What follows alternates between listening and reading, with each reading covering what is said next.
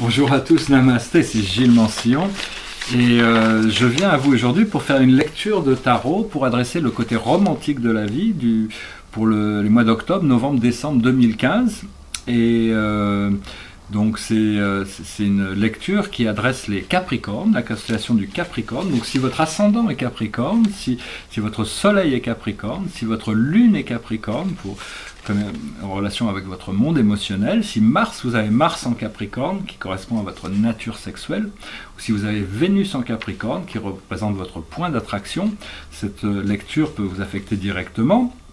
Si vous ne connaissez pas l'emplacement de ces planètes, trouvez-les sur Internet, c'est assez facile. Si vous connaissez votre heure et votre lieu de naissance, vous pouvez trouver tout ça. Puis les 10 planètes principales sont faciles à trouver, et puis ça restera valide pour toute votre vie. Hein. Et puis sinon, il y a une cinquantaine de planètes qui sont quand même assez signifiantes, mais qui sont un peu plus dures à trouver. Personnellement, Capricorne, j'ai mon nœud du Sud. J'ai différentes petites planètes qui s'appellent Cétis. J'ai Psyché, qui est quand même très important, Child, l'enfant, House, la maison, Victoria, Flora, Siwa, Hécate, Taureau et Bacchus. Donc voilà. Capricorne, la plus longue relation que j'ai eue avec une femme dans ma vie, c'était avec une femme qui était Capricorne. Elle était très excentrique et donc c'était pas forcément quelqu'un qui était très représentatif des Capricornes. Mais en général, les Capricornes sont vraiment des gens très organisés, des gens qui ont une sexualité relativement simple. Hein, c'est-à-dire c'est des gens très réservés, mais très drôles, très authentiques. Ils ne sont pas du tout superficiels, ils sont très profonds. Ils ont besoin de confiance. Et donc, ils ont besoin qu'on les prenne sérieusement. Ils sont très centrés, très contrôlés, très perfectionnistes. Ils sont très organisés. Ils sont très organisés par rapport au business. Ils sont peut-être un peu lents à démarrer, mais une fois qu'ils sont partis, ça fait partie des signes les plus sexuels qui soient.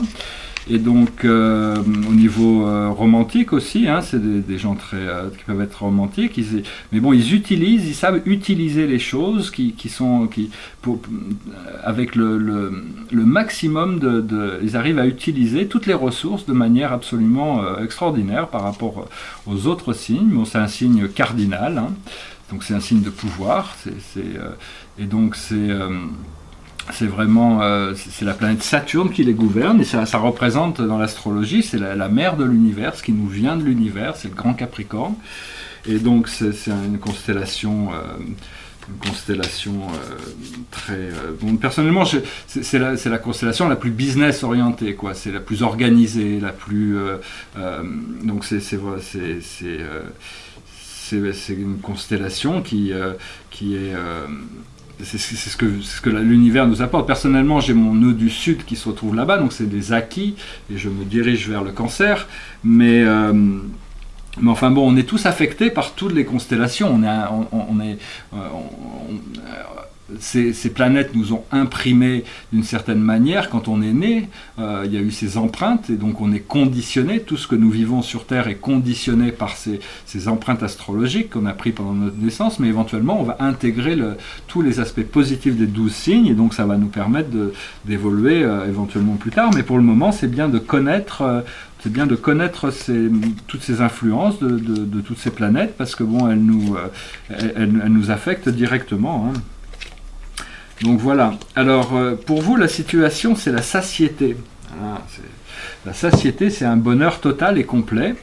Alors bon, c'est un jeu de Venise, c'est le jeu de Casanova, donc c'est un peu érotico-romantique, hein. Mais cette satiété, le 10 de coupe, ça représente le bonheur absolu, c'est-à-dire d'être comblé à un niveau, c'est la potentiel de trouver un épanouissement complet et total. Donc c'est vraiment la situation qui est là, et autour de cette situation, il y a tout un procédé très graduel, très lent de progression, et les choses arrivent. Dans votre esprit conscient, c'est vraiment un état de business, d'organisation. Bon, c'est rien de surprenant, avec les Sagittaires sont des gens organisés, sont des gens professionnels. Et donc c'est le roi d'épée. Le roi d'épée, c'est quelqu'un de très intelligent, très droit, très direct, mais qui est très fort dans l'organisation des choses. Mais actuellement, vous avez pas encore, vous pouvez pas encore vraiment jouir de toute cette abondance parce que vous avez réussi à laisser dans le passé toutes les choses qui fonctionnaient pas, mais maintenant il y a peut-être une souffrance qui est là, qui n'a pas encore été résolue. Et donc il faut vous appuyer sur vos valeurs, il faut avoir le courage de vous appuyer sur vos valeurs, sur ce qui a de la valeur pour vous. Et donc bon, ici c'est représenté par un duel, hein. C'est un duel, mais bon, c'est pour couvrir cette carte qui est le 9 d'épée, qui est la situation qui est en train de partir, qui a quand même laissé un petit peu, le fait d'avoir abandonné toutes ces choses, vous a laissé un petit peu, vous êtes un peu entre deux sièges, et donc ce qui arrive juste au coin de la rue, c'est quelque chose de très puissant, c'est Mercure, c'est le magicien. Et le magicien, c'est vraiment une prise de pouvoir personnelle.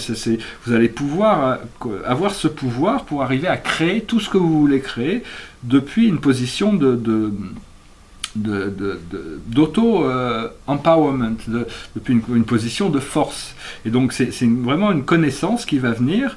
Pour le moment, vous ne pouvez pas encore vraiment voir ce qui se passe parce que vous êtes la Lune dans cette situation, vous êtes la Lune et donc étant la Lune, vous ne pouvez pas recevoir encore tous ces pouvoirs parce que la Lune c'est une ombre avant tout et donc le monde vous reflète certains doutes, mais il va y avoir, les choses vont se centrer, vont s'équilibrer pour arriver à pouvoir vous laisser plus de place pour pouvoir vraiment créer une atmosphère créative, un environnement qui est complètement conducive à pouvoir faire toutes les choses que vous avez envie de faire, parce que votre environnement est quand même très important. Dans vos émotions internes, vous sentez qu'il y a une sorte de tapis volant, quelque chose qui avance vraiment bien et vite. C'est le 8 de bâton, et donc là c'est représenté par une pagode. Non, c'est pas une pagode, enfin bon. Disons que c'est vraiment un flot qui vous emmène, et donc vous pouvez vous laisser porter émotionnellement. Mais vu que vous êtes encore dans une situation où vous testez vous-même, vous êtes vous-même, il y a un peu un test qui est en train de se passer pour arriver à se débarrasser de toutes ces anciennes choses du passé.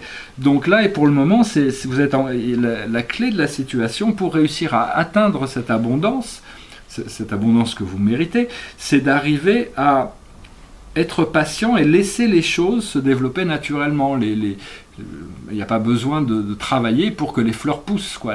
Tout d'un coup, on s'assoit, on attend, puis les fleurs poussent, quoi. Et les choses se passent naturellement. Il faut avoir de la confiance dans l'univers pour arriver justement à pouvoir avancer plus vite, parce que si vous avez des doutes sur l'habilité à l'univers de vous apporter ce que vous voulez, à ce moment-là, ça va prendre plus de temps que prévu. Mais une fois que vous avez cette confiance totale, vous allez découvrir la force. La force, bon, il y a toujours des nouvelles forces qu'on peut découvrir à l'intérieur, hein. Ici, mais c'est vraiment une ouverture du cœur, quelque chose de très puissant qui va se passer une fois que vous acceptez de patienter un petit peu pour arriver à laisser passer cette lune qui va vraiment emmener avec elle toutes les choses qui sont plus voulues et qui va vous emmener dans cette prise de pouvoir, dans cette prise de connaissance de Mercure, du magicien qui va vous permettre de créer toutes les situations que vous désirez. Mais bon, la situation reste quand même l'état de totale satiété, de bonheur, d'assouvissement de tous vos rêves et de tous vos désirs. Donc il n'y a pas vraiment besoin de compromettre quoi que ce soit, il y a juste besoin de laisser les parties sombres, laisser toutes les parties trouver leur place, quoi. Donner un peu de temps au temps pour leur permettre, parce que si vous essayez d'agir trop tôt, le monde risque de ne pas vous refléter ce que vous voulez qu'il vous reflète, et donc on ne voudrait pas que vous vous découragiez par rapport à ce qui arrive, parce que c'est vraiment exceptionnel, c'est extraordinaire, et vous le voyez déjà, aussi bien au niveau professionnel que personnel ou sentimental, toutes ces choses vont arriver. C'est juste une question de pouvoir donner un peu de temps au temps pour permettre à ces choses de partir naturellement et d'arriver naturellement. Voilà, j'espère que cette lecture aura été utile, qu'elle vous sera utile. Pour les trois prochains mois, on va commencer à pouvoir avoir des expériences nouvelles. Il y a plein de choses qui vont arriver en 2016, mais là, il nous reste, on est encore dans le présent, hein, toujours dans le présent. Donc, il nous reste des expériences à vivre extraordinaires qui vont se présenter dans les 3 mois à venir. Et donc, ces choses vont avancer logiquement, mais sûrement quand même. Hein. Donc, il n'y a pas vraiment besoin de s'inquiéter. Et puis, vraiment, laisser tout ce qui peut être qui peut vous ramener vers le bas. Il faut essayer de pas de prêter trop d'attention à ces choses, parce qu'il y a des choses vraiment bien qui arrivent, et donc ça pourrait vous priver un petit peu du plaisir qui va venir à vous, quoi, qui va venir dans toute votre vie, parce que tous les aspects de la vie doivent être remplis de bonheur et de lumière pour pouvoir parce que sinon il suffit qu'il y ait une seule ombre ou une seule chose qui soit pas à sa place pour qu'il puisse déranger tout le procédé. Donc c'est vraiment, mais ça vous en êtes conscient. Et donc toute cette force va arriver, cet amour, cette ouverture du cœur, tout ça se prépare.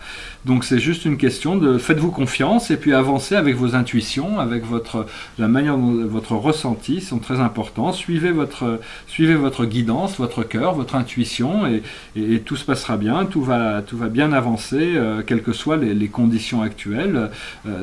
Utilisez votre courage, vos convictions, votre sens des valeurs pour voir que vous êtes quelqu'un d'extraordinaire, peu importe les circonstances, vous méritez quand même de vivre ce bonheur. Donc c'est vraiment quelque chose qui va se manifester, qui va se manifester progressivement.